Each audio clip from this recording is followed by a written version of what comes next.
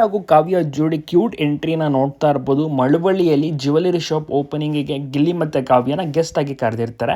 So ಅದಕ್ಕೆ invite ಆದಂಥ ಕಾರಣ ಇಬ್ಬರೂ ಸಹ ಒಟ್ಟಿಗೆ ಹೋಗ್ತಾರೆ. ಇಬ್ಬರೂ ಸಹ ಒಟ್ಟಿಗೆ ಜನರು ನೋಡಿ ಭಾಳನೇ ಖುಷಿ ಪಡ್ತಾರೆ.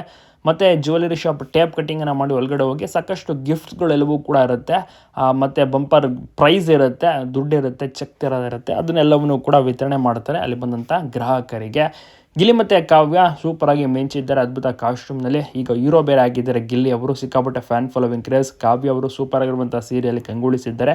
ಇಬ್ಬರು ಬಂದಿದ್ದು ಶಿಳ್ಳೆ, ಚಪ್ಪಾಳೆ, ಪಟಾಕಿ ಎಲ್ಲವೂ ಕೂಡ ಸಿಡಿಸಿರುತ್ತಾರೆ. ಮತ್ತು ಅಂಗಡಿಯವರು ಕೂಡ ಅಷ್ಟೇ ತುಂಬ ಚೆನ್ನಾಗಿ ವೆಲ್ಕಮ್ ಮಾಡ್ಕೋತಾರೆ.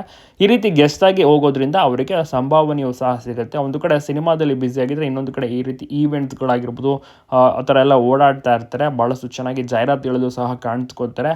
ಮಳವಳ್ಳಿ ಅಂದರೆ ಗಿಲ್ಲಿ ಹುಟ್ಟು ಬೆಳೆದಂಥ ಓಡಾಡಿ ತಿರುಗಾಡ್ತಿದ್ದಂಥ ಊರು ಅದು ಮಳವಳ್ಳಿ. ಸೊ ಅಲ್ಲಿಗೆ ಗೆಸ್ಟ್ ಆಗಿ ಹೋಗಿರೋದು ನಿಜಕ್ಕೂ ಕೂಡ ಗಿಲ್ಲಿಗೆ ಭಾಳಷ್ಟು ಖುಷಿ ಇದೆ. ಮತ್ತು ಹೋಗುವಂಥ ಟೈಮ್ನಲ್ಲೆಲ್ಲ ಗಿಲ್ಲಿ ಅವರು ಎಲ್ಲ ವಿಚಾರವನ್ನು ಕಾವ್ಯ ಅವರಿಗೆ ತಿಳಿಸ್ತಾ ಹೋಗ್ತಾರೆ. ತಾವು ಓಡಾಡಿದಂಥ ಜಾಗ, ಊರಿನ ಬಗ್ಗೆ ಕೂಡ ತಿಳಿಸ್ತಾರೆ. ಕಾವ್ಯ ಅವ್ರಿಗೂ ಕೂಡ ಭಾಳಷ್ಟು ಖುಷಿಯಾಯಿತು.